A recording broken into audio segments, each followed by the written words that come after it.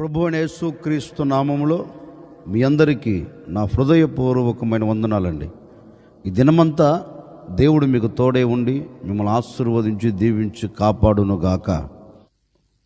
ఒకరోజు నాయకుడైన మోషే ఇశ్రాయేలులందరినీ పిలువనంపించాడు. ఇశ్రాయేలులందరినీ పిలువనంపించి వారితో ఒక శ్రేష్టమైన మాట చెప్తున్నారండి. ఇశ్రాయేలు వారులారా, ఈనాటి వరకు నేను మీతో నడిచాను, మీతో నిలిచాను, మీకు ఎన్నో ఆలోచన చెబుతూ వచ్చాను. ఎన్నో అవంతరాలు కలుగుతున్న సందర్భాలలో కూడా నేను దేవుని దగ్గరికి వెళ్ళి దేవుని సన్నిధిలో మొరపెట్టి దేవుని ద్వారా మనం మేలు అనుభవించేటట్లుగాను, దేవుని ద్వారా మనం జయము చూచేటట్లుగాను పలు సందర్భాలలో నేను దేవుని సన్నిధిలోనికి వెళ్ళి మొరపెడితే దేవుడు ఒక ఆశ్చర్యమైన కార్యం జరిగించారు. మిమ్మల్ని నడిపిస్తూ వచ్చాను. కానీ ఇప్పుడు దేవుడు నాతో చెప్పాడు, నీవు ఈ యోర్దాను దాటి వెళ్ళకూడదు, నీవు వాగ్దాన దేశములో అడుగు పెట్టకూడదు అని దేవుడు నాతో చెప్పాడు. గనుక ఇక నేను మీతో రాలేను. గనుక నేను మీకు చెప్పే ఒక చిన్న సలహా ఏంటంటే, మీరు వాగ్దాన దేశంలోనికి వెళ్ళిన తర్వాత అయినా వెళ్ళబోతున్నప్పుడు కూడా మీ దేవుడైన యెహోవా మీకు ఇచ్చిన ఆజ్ఞను మీరు తిరస్కరించవద్దు, ఆ ఆజ్ఞకు మీరు కట్టుబడండి అని చాలా విషయాలండి దైవజనుడైన మోషే ఇశ్రాయేలీయులకు చెప్పారు. బహుశా వారికి కూడా ఒక సందేశం కలిగి ఉండొచ్చేమో. అయ్యా, నువ్వు మాతో రాకపోతే, నీవు మమ్మల్ని నడిపించకపోతే నీ తర్వాత నాయకుడు ఎవరు అన్నట్లుగా ఆ ప్రజలు కూడా అడిగే ఉండొచ్చండి. అప్పుడు నాయకుడు కూడా చెప్తున్నారు, ఇప్పటి వరకు నేను ఉన్నా, ఇక నేను ఉండను. గనుక బాధ్యత అంతా నాకు పరిచర్య చేస్తున్నా, నాకు పరిచారకుడుగా ఉన్న యెహోషువ మీద ఈ బాధ్యతను దేవుడు పెట్టమన్నారు. గనుక ఈ బాధ్యతను అంతటిని యెహోషువకు అప్పగిస్తున్నాను అన్నాడండి. అంతలో యెహోషువ ఈ మాట విన్నాడు. విని బాగా కృంగిపోయాడండి. అయ్యో, ఇన్ని లక్షల మంది నేను ఎలా నడిపించగలను? ఇంతమందికి నేను ఎలా ఆలోచన చెప్పగలను? ఇంతమందికి నేను ఎలా సలహా ఇవ్వగలను? ఇది నా వల్ల కాదే అని భయపడుతున్నాడండి. యెహోషువ భయపడుతూ ఆలోచిస్తున్న సందర్భాలలో నాయకుడు భయపడుతున్న యెహోషువను చూచాడు. చూచి యెహోషువను పిలిచి యెహోషువతో శ్రేష్టమైన మాట చెప్తున్నాడండి. యెహోషువ, ఎందుకు నువ్వు అధైర్యపరచబడుతున్నావు అంటే, యెహోషువ చెప్పుండొచ్చేమండి, అయ్యా, ఇంతమందిని నేను ఎలా నడిపించాలయ్యా? ఇది నా వల్ల కాదే, ఇది నా చేత కాదే అని చెప్పున్నాడేమో కాబోలు. అప్పుడు ఈ మోషే యెహోషువతో ఒక చక్కని మాట అంటున్నారండి. ఆ మాట ఇప్పుడు చదువుదాం, జాగ్రత్తగా మీరు ఆలకించండి. ద్వితీయోపదేశకాండం 31వ అధ్యాయం 8వ వాక్యాన్ని నేను చదువుతా ఉన్నాను, జాగ్రత్తగా ఆలకించండి. నీ ముందర నడుచువాడు యెహోవా, ఆయన నీకు తోడై ఉండును, ఆయన నిన్ను విడవడు, నిన్ను ఎడబాయడు, భయపడకుము, విస్మయముందకు అని ఇశ్రాయేలు ఎదుట అతనితో చెప్పెను. మోసే ఒక చక్కని మాట చెప్తున్నాడు. యెహోషువ, నీవు భయపడవలసిన అవసరం లేదు. ఎలా నడిపించాలి, ఎలా చెప్పాలి, ఎలా ఉండాలి అని కలవరపడవలసిన అక్కరే లేదు. ఎందుకు అంటే, నీకు ముందర నడిచేది ఎవరంటే నీ దేవుడైన యెహోవాయే నీకు ముందుగా వెళుతాడు. నీకు ముందుగా ఏ మనిషి వెళ్ళడు. నువ్వు అనుకోవచ్చు, నాకు ముందు ఎవరైనా వెళితే బాగుండు, నాకు ముందు జ్ఞానం కలిగిన వారు వెళ్తే బాగుండు, నాకు ముందు తెలివి కలిగిన వారు వెళ్తే బాగుండు అనుకోవచ్చు. నీకు ముందుగా వెళ్ళేది తెలివి కలిగిన వారు కాదు, పరాక్రమం కలిగిన వారు కాదు, బలాఢ్యులు కాదు. ఎవరు తెలుసా?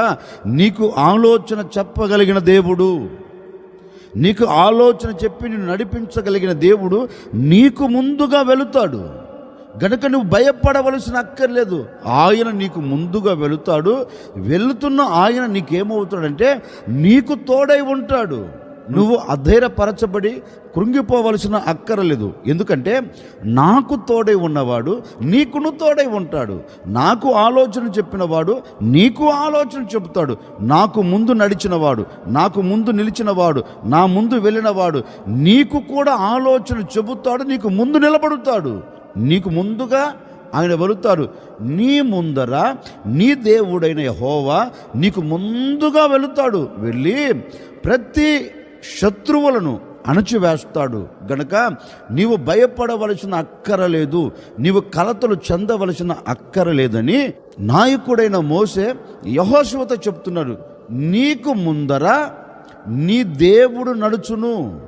అదే అంటాడండి, నీ ముందర నడుచువాడు యెహోవాయే. చక్కగా చెప్తున్నాడు, నీ ముందర యెహోవా నడుస్తాడు, నువ్వేం భయపడవలసిన అవసరం లేదు అని అతనితో చెప్పాడండి. నిజమే.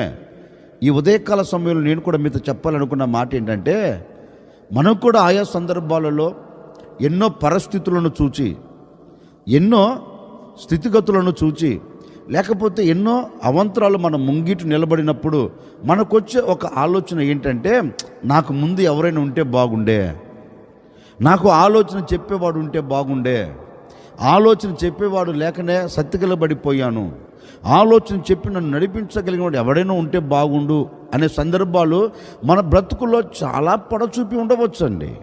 ఆ అనుభవాలు చాలా మనం నడిపించబడుతూ రావచ్చండి.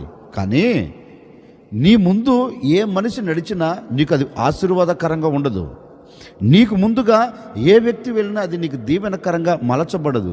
నీకు ముందు ఏ వ్యక్తి నిలబడినా అది నీకు క్షేమకరంగా ఉండదు. ఈ ఉదయకాల సమయంలో నా ప్రభు నీతో చెప్తున్నారు, ఈ దినమున నేను నీకు ముందుగా నడవబోతూ ఉన్నాను. ఈ మాటలు వింటున్న ప్రజలారా, మీరు కలతలు చెందవలసిన అక్కర్లేదు. ఒకవేళ ఏ విషయాలు నువ్వు భయపడుతూ అడుగులు వేస్తున్నావో, ఏ విషయాల్లో విస్మయం పొందుతూ ఒకవేళ నువ్వు అలాగే కుమిలిపోయి కృషించిపోయి నిలిచిపోయేవేమో నాకు తెలియదు. ప్రవచనాత్మకంగా ఈ ఉదయకాల సమయంలో ఒక సేవకుడిగా చెబుతున్నాను, ఈ దినము నా దేవుడు నీకు ముందుగా నడవబోతూ ఉన్నాడు, నీకు ముందుగా వెళ్ళబోతూ ఉన్నాడు. నీకు ముందుగా వెళ్ళి ఆశ్చర్యమైన కార్యమును నా ప్రభు ఈ దినము నీ కుటుంబం పట్ల జరిగించబోతూ ఉన్నారు.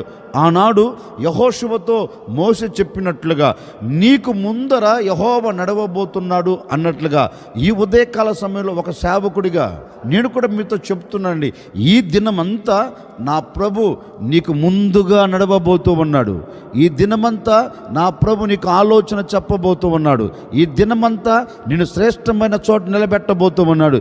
ఈ దినమంతా ఎలాంటి అవంతరాలు ఆటుపోటు నీ ముంగిట నిలబడకుండా నా ప్రభు నీకు ముందుగా వెళ్ళి ప్రతి మార్గమును సరళము చేయబోతూ ఉన్నాడు. అందుకే దేవుడు చెప్పకనే చెబుతున్నాడు, నిశ్చయముగా యెహోషువకు ముందు నడిచినట్లుగా నేను నీకు ముందుగా నడవబోతూ ఉన్నాను. నేను నీకు ముందుగా నడిచి నీ పట్ల కార్యమును జరిగించబోతూ ఉన్నాను. నిశ్చయముగా నా దేవుడు ఈ దినమంతా మీకు ముందు నడిచి ముందు నిలిచి మీ కుటుంబాల పట్ల అద్భుతం జరిగించునుగాక. లేఖనం అంటుంది, యెహోవా నీకు ముందుగా నడుచును, నీ ముందర నడుచువాడు యెహోవాయే అన్నట్లుగా నిశ్చయముగా ఈ దినమంతా నా ప్రభు నీకు ముందుగా నడుచునుగాక.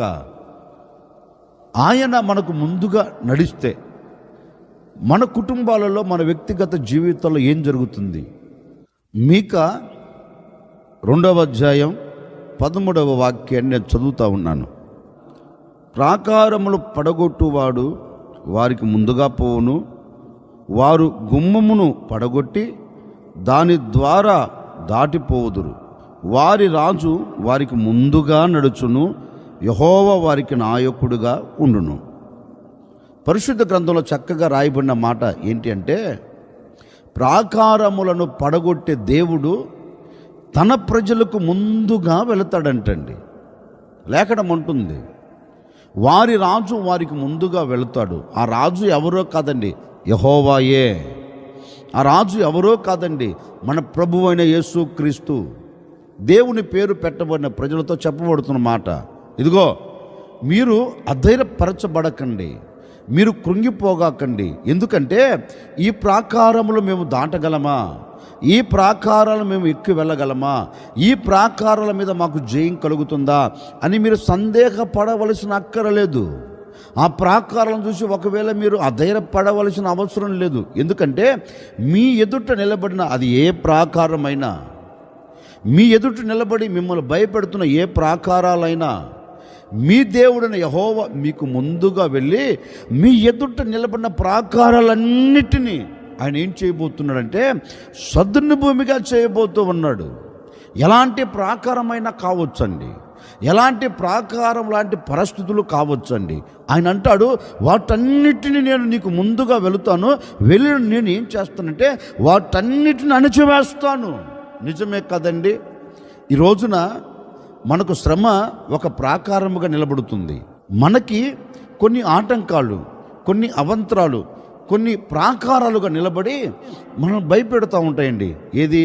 శ్రమ కావచ్చు, ఇబ్బంది కావచ్చు, ఆర్థిక ఇబ్బందులు కావచ్చు, అనారోగ్యం కావచ్చు, పరిస్థితులని విభిన్నంగా మార్చబడి మన ఎదుట ప్రాకారముగా నిలబడిన ఎలాంటి సమస్య అయినా కావచ్చండి. మన ఎదుట మనం భయపడుతూ ఉంటాయండి.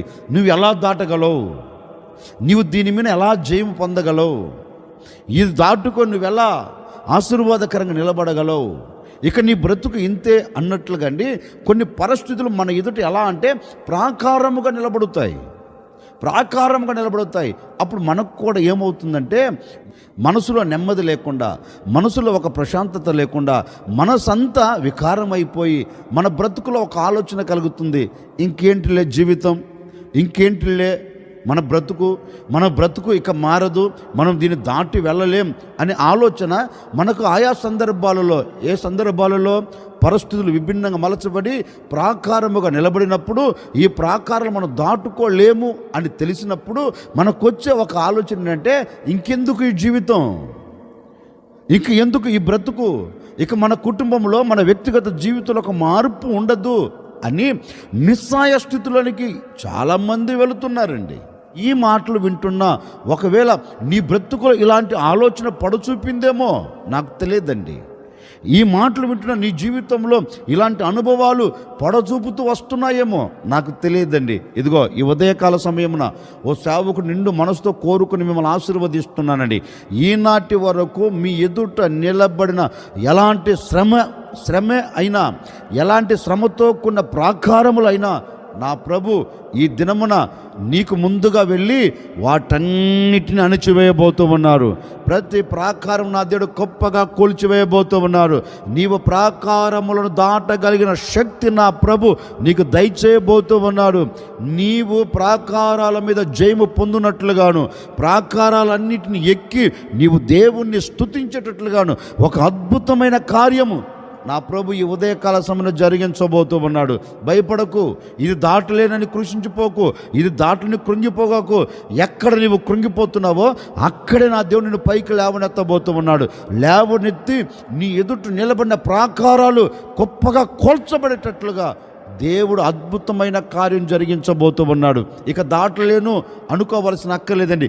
నేను దాటించగలిగిన దేవుడు నీకు ముందుగా వెళ్ళబోతూ ఉన్నాడు. నేను గమ్యము చేర్చగలిగిన దేవుడు నీకు ముందుగా వెళ్ళబోతూ ఉన్నాడు.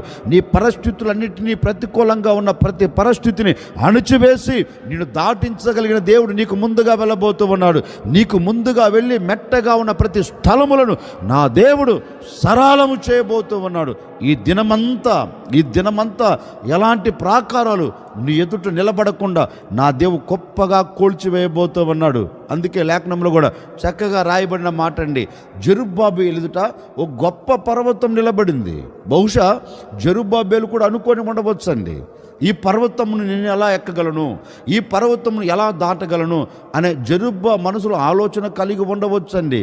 కానీ జెరుబ్బాబేలును నడిపించే దేవుడు, జెరుబ్బాబేలుకు తోడై ఉన్న దేవుడు ఆ పర్వతంతో అంటాడు, ఏ పర్వతమా, ఓ గొప్ప పర్వతమా, జెరుబ్బాబేలును అడ్డగించుటకు ఏ మాత్రపు దానవు, సద్దును భూమిగా నువ్వు అవుదుగాక అంటే జెరుబ్బాబేలు ఎదుట నిలబడిన పర్వతమే సద్దును భూమిగా మార్చబడిపోయిందండి. ఇదిగో ఈ ఉదయకాల సమయంలో నేను కూడా చెప్తున్నాను, పర్వతం లాంటి శ్రమలు కావచ్చు, పర్వతం లాంటి ఆటంకాలు కావచ్చు, పర్వతం లాంటి పరిస్థితుల్లో విభిన్నంగా మలచబడి నీ ఎదుట ప్రాకారముగా నిలబడవచ్చండి. ఈ ఉదయకాల సమయంలో నా ప్రభు చెప్పకన చెబుతూ ఉన్నారు, ఈ మాటలు వింటున్న ప్రజలారా, మీ ఎదుట ఏ పర్వతాలు నిలబడినా, మీ ఎదుట ఏ పరిస్థితులు నిలబడినా, మీ ఎదుట ఏ ప్రాకారాలు నిలబడినా నా ప్రభు ఈరోజు గద్దించబోతున్నారు. జెరుబ్బాబెలు ఎదుట పర్వతాన్ని గొప్పగా కూల్చిన దేవుడు నీ ఎదుట కూడా పర్వతాలన్నింటినీ గొప్పగా కూల్చివేయబోతూ ఉన్నారు. పర్వతాలను దాటగలిగిన స్థితిని, పర్వతాలు ఎక్కి వెళ్ళగలిగిన స్థితిని నా ప్రభు అక్షరాలుగా నీకు దయచేయబోతున్నాడు. అందుకే లేఖనం చెప్పకనే చెబుతుందండి, నీకు ముందుగా నీ దేవుడైన యెహోవా వెళతాడు. ఇశ్రాయేలు వారులారా, నీ ఎదుట నిలబడిన ప్రాకారాలను గొప్పగా కూల్చుటకు, వాటిని పడగొట్టుటకు, వాటి మీద మిమ్మల్ని నడిపించుటకు మీ దేవుడైన యెహోవా మీకు ముందుగా వెళతాడు. ఏ దేవుడు? ప్రాకారములను గొప్పగా కూల్చగలిగిన యేసు, ప్రాకారములను సదును భూమిగా చేయగలిగిన యేసు మీకు ముందుగా వెళుతాడు. గనుక మీరు ధైర్యం తెచ్చుకొని ఉండండి. ఆయనే మీకు ముందు వెళుతాడు, ఆయన మీకు ముందు వెళుతాడు. ఆకాశం అంటే పర్వతాలు కావచ్చు అండి. అందుకే ద్వితీయోపదేశ కాండంలో కూడా చక్కని మాట రాయబడిందండి. ఆ మాట కూడా నేను చదువుతాను, వినండి. ద్వితీయోపదేశ కాండం 9వ అధ్యాయం 1వ వాక్యాన్ని చదువుతా ఉన్నాను. ఇశ్రాయేలు వినుము, నీకంటే గొప్ప బలము గల జనములను, ఆకాశం అంటూ ప్రాకారములు గల గొప్ప పట్టణములను స్వాధీనపరుచుకొనుటకై నేడు నీవు యోర్దాను దాటపోవచ్చున్నావు. ఆ ప్రజలు గొప్పవారు, ఉన్నత దేహులు, వారు నీవు ఎరిగిన అనాకీయుల వంశస్థులు. అనాకీయుల ఎదుట ఎవరు నిలవగలరు అను మాట నీవు వింటివి కదా. కాబట్టి నీ దేవుడైన యెహోవా తానే దహించు అగ్ని వలె నీ ముందర దాటిపోవుచున్నాడు. నేడు నీవు తెలుసుకొనుము. దేవుని ప్రజలతో చక్కని మాట చెప్తున్నారండి. మా ఎదుట ఆకాశములు అంటగలిగిన ప్రాకారము కలిగిన గొప్ప పట్టణాలు, మీరు అధైర్యపడవలసిన అక్కర్లేదు. ఎందుకంటే ఆ ప్రాకారములను మీరు స్వాధీనపరుచుకోబోతున్నారు. అనాకీయులు ఉన్నారు కదా, అనాకీయులు ఒకవేళ బలం కలవారు కావచ్చు, గొప్పవారు కావచ్చు, ఉన్నత దేహులు కావచ్చు. విన్నారు మీరు, వారిని ఎదుట ఎవరు నిలవగలరు అనే మాట మీరు విన్నారు. అయినా ఇబ్బంది లేదు. ఎందుకు అంటే మీ దేవుడైన యెహోవా అనాకీయులను జయించడానికి, అనాకీయులను అణిచివేసేదానికి ఆకాశములను అంటగలిగిన ప్రాకారము కలిగిన గొప్ప పట్టణములను మీరు స్వాధీనపరుచుకొనుటకు, అలాంటి వ్యక్తులను అణిచివేయుటకు, మీ ఎదుట గొప్పగా కూల్చివేయుటకు, వారిని మీ కాళ్ళ క్రింద ఉంచుటకు మీ దేవుడైన యెహోవాయే తానే మీ ముందర ఎలా వెళ్ళబోతున్నా తెలుసా? దహించే అగ్నిగా మీకు ముందుగా వెళ్ళబోతూ ఉన్నాడు. నేడు ఆ విషయం మీరు తెలుసుకోండి. ప్రజలతో అంటున్నారండి, మీరు నేడు తెలుసుకోవలసింది ఏంటో తెలుసా? ఈ దినము మీరు తెలుసుకోవలసింది ఏంటో తెలుసా? దహించు అగ్నిగా మీ దేవుడైన యెహోవా మీకు ముందు నడవబోతూ ఉన్నాడు. ఆయన నడిచి మీ ఎదుట నిలబడిన ప్రాకారము లాంటి పట్టణాలే కావచ్చు, ప్రాకారము కలిగిన శత్రువుల బలము కావచ్చు, వాటన్నిటిని ఏం చేయబోతున్నాడంటే అణచివేయబోతున్నాడు. అణచివేయటకు దహించు అగ్నిగా ఆయన వెళ్ళబోతున్నాడు అని ఆయన దహించు అగ్నిగా వెళ్ళి వారిని అణచివేశాడండి. ఇదిగో ఈ ఉదయకాల సమయంలో నేను కూడా మీతో చెప్తున్నానండి, నేడు మీరు తెలుసుకోవాల్సింది ఏంటో తెలుసా? నేడు ఈ ఉదయకాల సమయంలో మీరు గ్రహించవలసింది ఏంటో తెలుసా? భయపడవలసిన అక్కర్లేదండి. ఆకాశాన్ని అంటగలిగిన పర్వతాలు కావచ్చు, ఆకాశాన్ని అంటగలిగిన పట్టణాలు కావచ్చు, ఆకాశాన్ని అంటగలిగిన ఒక గొప్ప ప్రాకారాలు కావచ్చు అండి. ఇదిగో అలాంటి శక్తి కలిగిన వారు, అలాంటి బలము కలిగిన వారు, అలాంటి శూరులు ఎంతమంది నేటి వరకు మిమ్మల్ని చుట్టుముట్టారో నాకు తెలియదండి. నేడు మీరు ఆలోచించవలసినది 11వ తేదీ వరకు ఒకవేళ ఈ పరిస్థితులన్నీ మీ చుట్టుముట్టాయేమో నాకు తెలియదండి. ఈ 12వ తేదీ ఈ ఉదయకాల సమయాలు మీరు ఆలోచించవలసినది, మీరు తెలుసుకోవలసింది ఏంటో తెలుసా? నేడు మీరు తెలుసుకోవలసింది ఏంటంటే, ఒక సేవకుడిగా నేను మీతో చెబుతున్నాను, నిశ్చయముగా దహించు అగ్నిగా నా ప్రభు అయిన యేసుక్రీస్తు నీకు ముందు నడవబోతూ ఉన్నాడు. నా ప్రభు అయిన యేసుక్రీస్తు నీకు ముందుగా వెళ్ళి నీ ఎదుట నిలబడిన ప్రాకారాలను గొప్పగా కూల్చివేయబోతూ ఉన్నాడు.